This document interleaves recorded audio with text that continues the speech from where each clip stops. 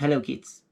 So today we are going to learn a little bit about the relationship between math, physics and music. Well, before showing you some cool things with sounds, we need to be clear in what some key concepts mean. And the first one is the concept of ratio.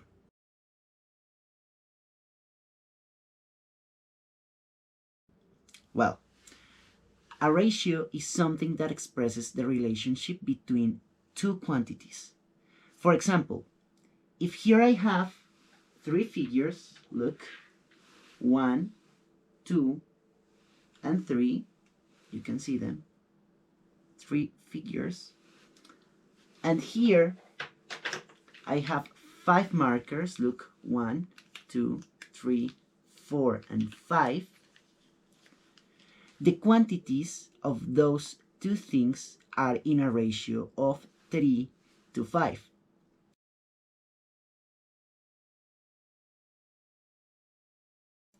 And sometimes ratios can be written as fractions.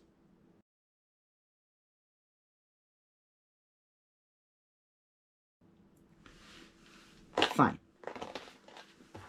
The second concept is the concept of wave.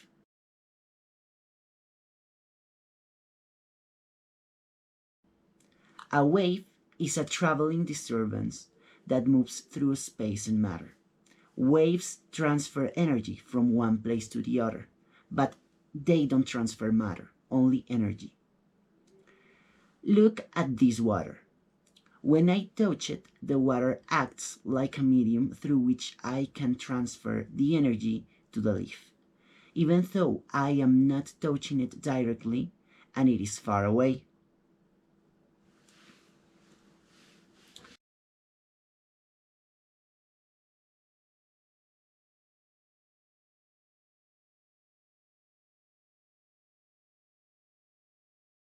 The third concept is rhythm.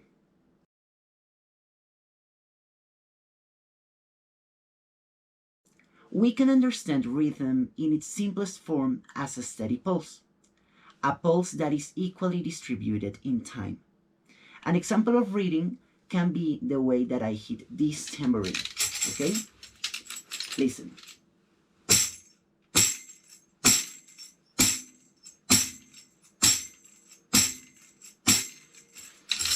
Well, that looks simple, but if you notice, every single time that I hit the tambourine, I wait a second, okay? So this is a steady pulse because all of the hits are distributed equally in time. In this case, 1 second of difference between each one. And finally, the last concept is pitch.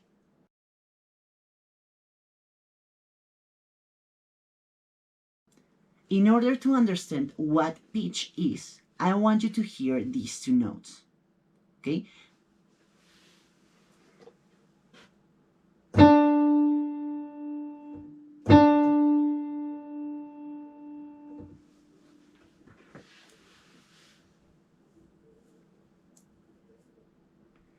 They have the same pitch. They are the same note, okay? And now you can see me hitting them. Look. You can clearly see that it is the same key that I am pressing. And I can even produce the same pitch in a different instrument. Look.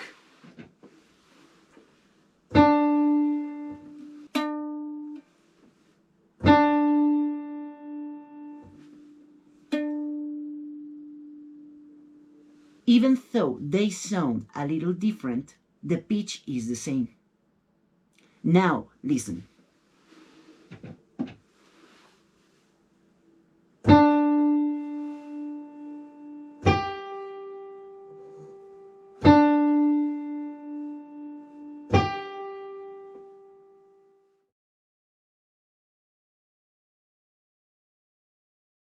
These two notes have different pitches.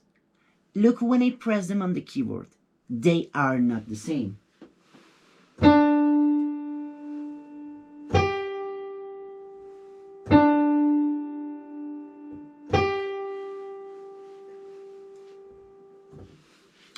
When you compare two or more pitches, you can say that there are some of them that are higher than the others. For examples,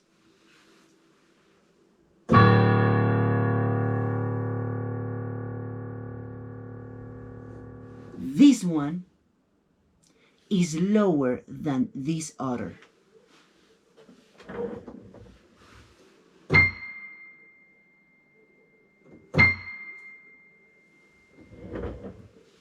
In the piano, the lowest notes that are on the left part sound like big, chubby, and slow hypos, while the highest notes on the right part,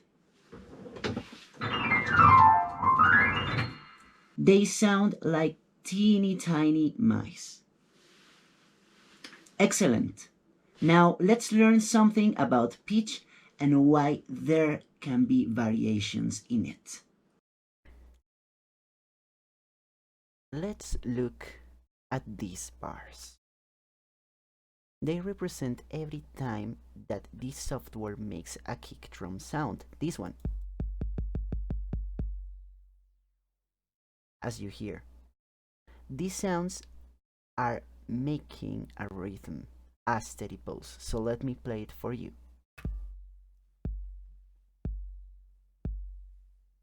As you can see, this section is repeating in loop. Okay, do you see this number in the top left?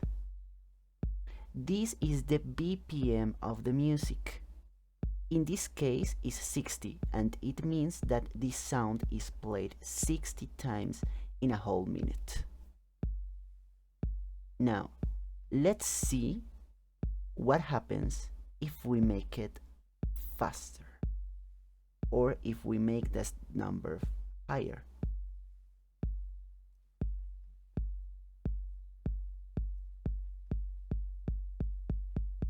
The kick is playing faster each time.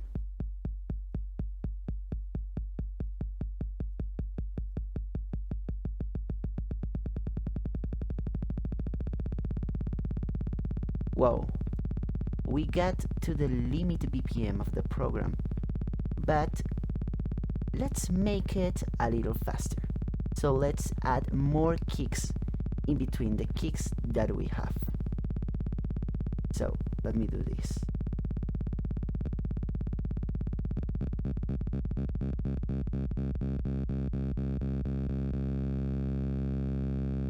Okay, let's start once again in 60.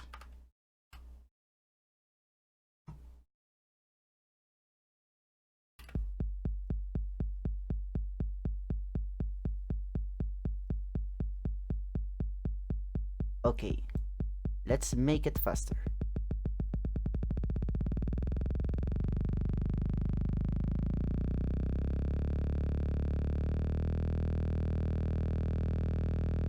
Can you hear? We are not listening to a rhythm anymore. This is now a pitch. Let's make it even faster.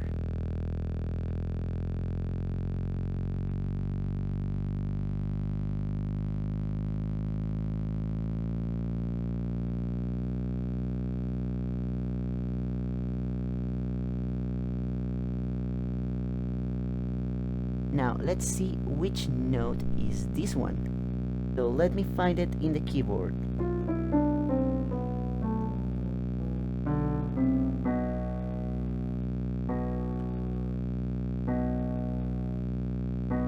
It's this one.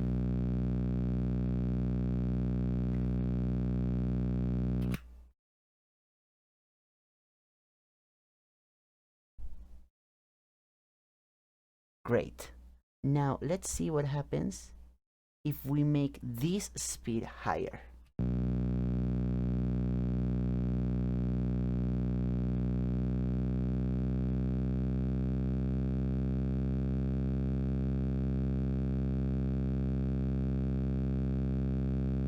Now listen, let's find this note.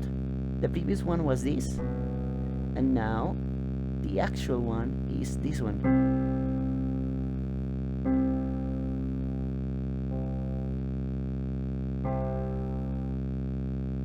Now the note is also higher. So from this we can understand that pitch and rhythm are basically the same thing but at different speed. And the higher the speed, the higher the pitch. So how can we see it in an instrument? Well, let's take this bass for example. When I pluck this string,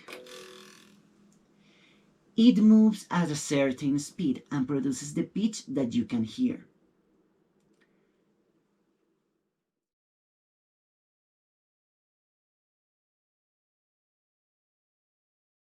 But if I press, for example, here,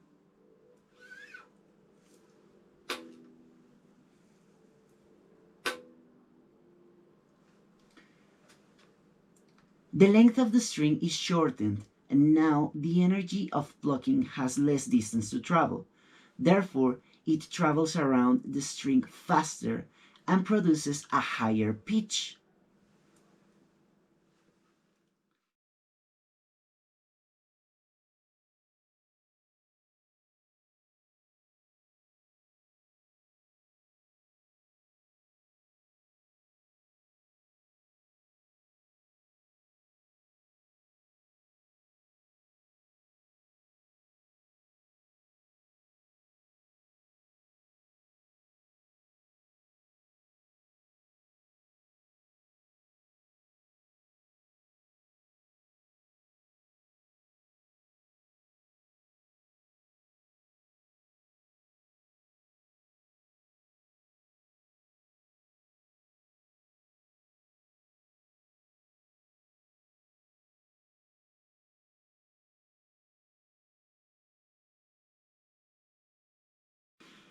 And all of the instruments work in a similar way.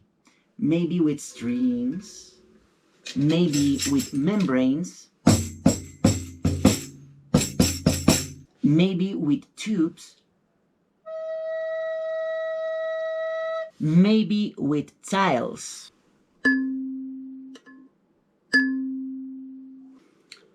All of them are mediums through which the vibrations can transmit energy to the air and generate sound waves that end up inside our ears and our brain interprets them. Well, then what happens if there are more rhythms at once? This is called a polyrhythm, and let me show you an example.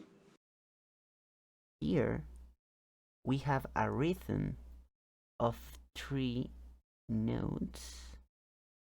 Let's play it. You can hear it on the right, happening at the same time that a rhythm of 5 hits. You can hear it now. You can hear it now on the left. Okay, so 3 on your right, 5 on your left. Okay? It can be represented as this ratio in the form of a fraction. Listen to how it sounds. What happens if we speed it up? Let's see.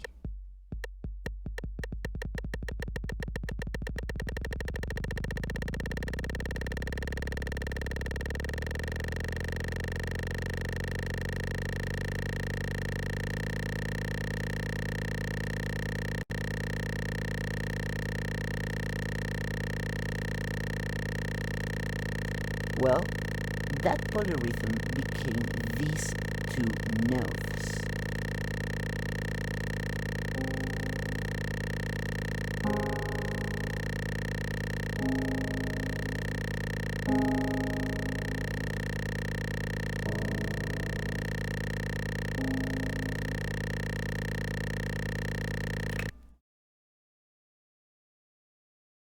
And it sounds really good. Our brain recognizes this sound and tells us that it sounds good. Now let's see what happens with a polyrhythm a little bit more complex. Let me turn this off and let me show you a polyrhythm of 17 hits in the same amount of time of 11 hits. 17 is going to be on your right, and 11 on your left. Let's play it. Let's start once again at a smaller BPM.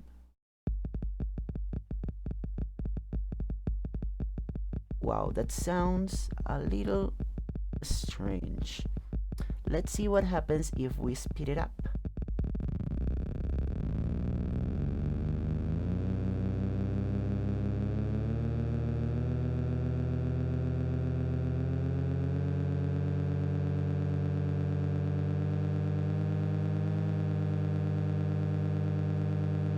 Okay, now the notes that are this polyrhythm are these.